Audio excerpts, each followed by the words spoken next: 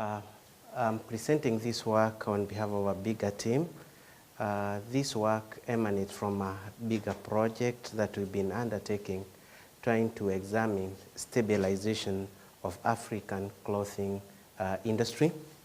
And in this particular paper, co-authored by 4 colleagues at the University of Nairobi, looks at how availability of technical skill affects may impact on the competitiveness of the textile of the clothing industry. The importance of clothing industry cannot be emphasized in African context. One, because it offers a prospect for industry or for export diversification, being a labor-intensive, and the fact that it's dominated by female workers offers an important avenue for addressing unemployment issues and poverty reduction strategies. It's been through the export processing zone, one of the avenues again for promoting foreign direct investment. However, when you look at the industry in terms of performance in Kenya, has been a mix, and that's why we're trying to understand what really happens. In terms of employment, in this slide, we're just showing how it has increased from about 5,000 in 2000 to about 23 in 2010. And investment has also been growing. But what happens in 2005, around 2003, 2005, was the impact of termination of the MFA, which affected the industry. In this, again, we're trying to categorize export from the Kenyan garment industry in terms of both market and product and production. And it's clear that for the longest time, between 2000 and 2010, there's been dominance of the knit garments, that is the category of HS62. Again, looking, but this slight change in 2010, where woven appears to be rising. Again, this dominance of the US market, particularly because of the AGOA trade preferences. In this slide, we just compare these as the countries where the broad research was undertaken, and you can see these are some of the major countries who are exporting clothing, both in the US and the EU market. But you can see that well, we started with a notch in 2007, then there was a slight decline for most countries, and again we see like this some level of stabilization in 2010, 2011, and that's an issue that we're seeing. What could we talk about when you look at the industry in the post-MFA era? And in this slide, we're just trying to compare or to show that for the Kenyan industry, even though the termination of MFA was expected to really shrink the industry, the rise of China, again through the abolition of quota system, the industry seems to be staying on. And so our own issue, or the main issue of this study, was to try and understand what are some of the drivers of this stabilization. In terms of research issues, we see that the industry provides employment, yes, but much of employment, especially for the local populace in the low skill, that's operation and helpers category. We know that for labor-intensive countries, labor is key in terms of developing competitiveness of the industry.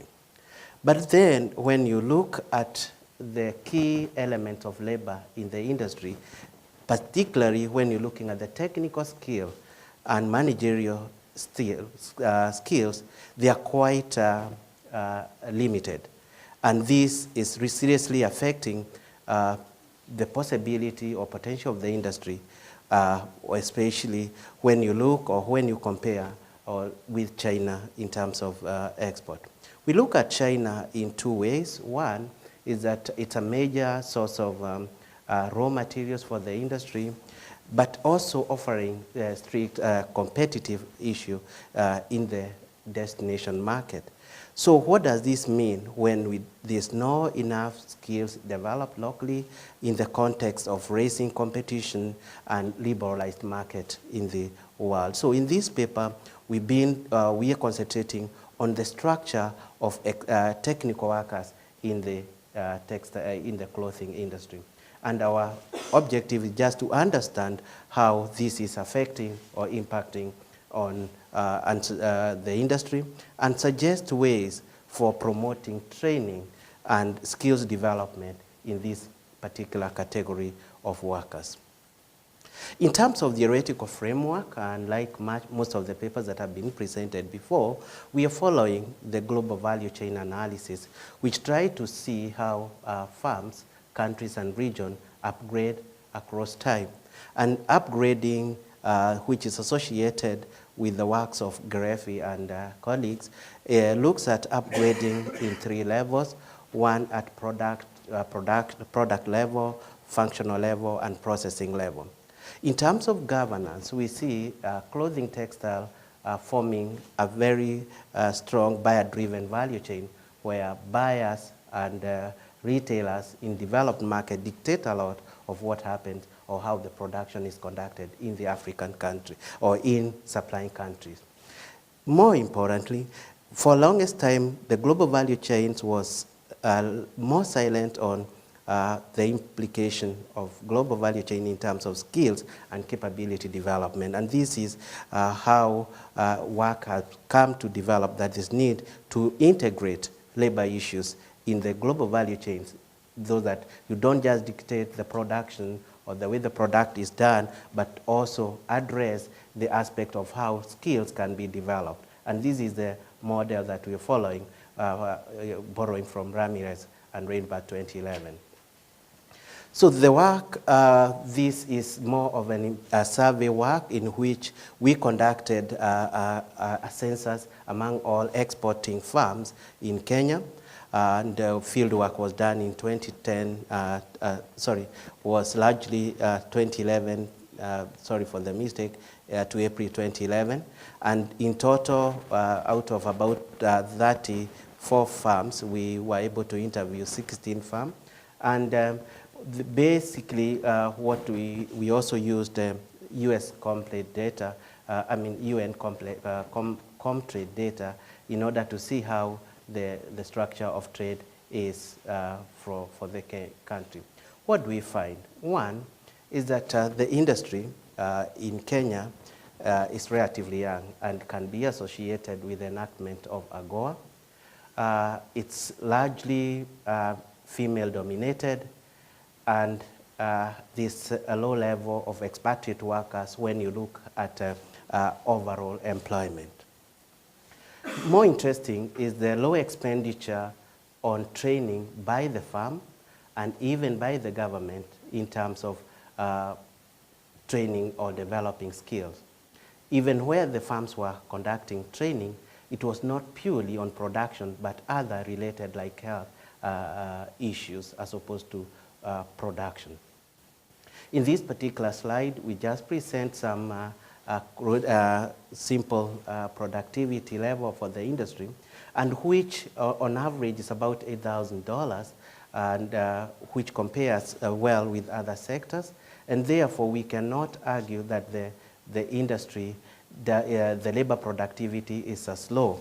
So we looked at production per worker and as a measure of productivity, and you can see that on average it's about 8,000 US dollars. Then in this slide, we just categorizing labor issue or employment, in which case you can see among the 7 countries, again, which are 6 where the study was conducted, is that female dominance is quite evident. In Kenya, it's about 69%. So that male workers in the industry is only about 31%, again implying the need or the impact or the changes of the industry in terms of worker, in terms of employment and issues. So you can see in other countries like in Swaziland, female dominance is quite high. Again, it's because of Ethiopia where male dominance is strong, that on average we found among all the countries is about 56. Then looking at different categories of workers in the Kenyan industry per se, you find that most of the workers are in the lower level of employment. This is in the category of helpers and operators. And these are the areas where female dominate. As you move up in terms of job categories, male dominance emerges. And of importance is looking at the technical category where workers or female workers is only about 32%.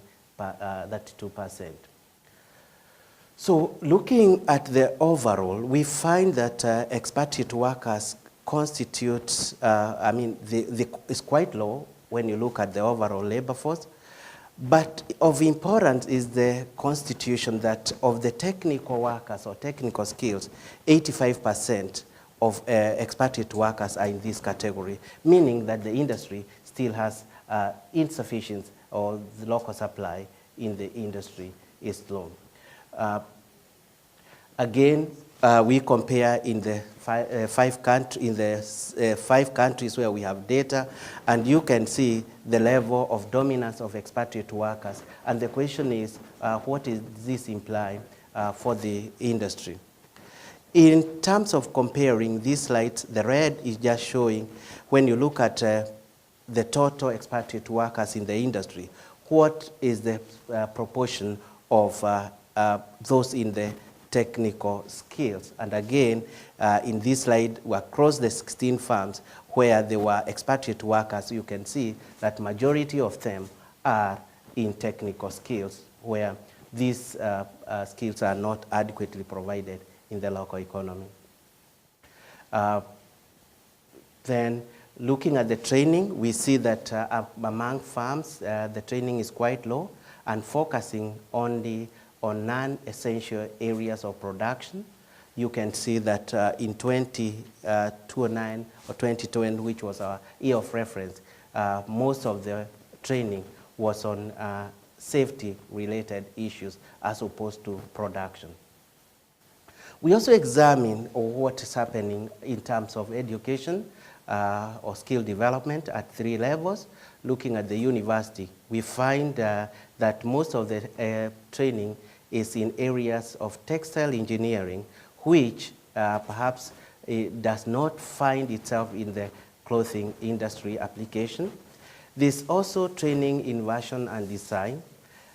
Looking at diploma training only in textile, again, showing a clear context of mismatch. Vocational training, mainly on short courses, touching on tailoring and machine operation. So what this tells us is that when you look at the education structure, may not be providing opportunities for technical skills development. So drawing from all this, what are our conclusions is that the sector still can provide hope for developing countries, and in Kenya in particular, in terms of potential or employment opportunities. The aspect of female dominance is critical in terms of providing avenue for poverty reduction strategy. The use of expatriate workers is quite costly for firms, and the reason for resorting to to expatriate workforce is because of lack of adequate training in the domestic market. So, given that this low training or opportunity for training, the industry is charged a training levy. But again, it appears most firms do not make use of this levy, particularly because it calls for training out of the running firm.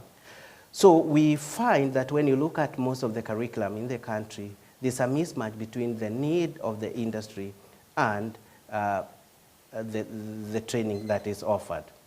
So our recommendation based on the study are that we need, or this need to address the skills mismatch. The industry needs and the training need to be connected. Curriculum for developing mid-level management and technical skill is critical, and perhaps it calls for partnership, not to just let the government be in charge, but also in terms of industry participation in developing curriculum. And this need perhaps to enhance usage of the training levy in terms of developing skills that is technical skills for the industry. Thank you. I think we acknowledge UNU-WIDER for support, IDRC for funding the research, and many other stakeholders who participated in this. Thank you very much.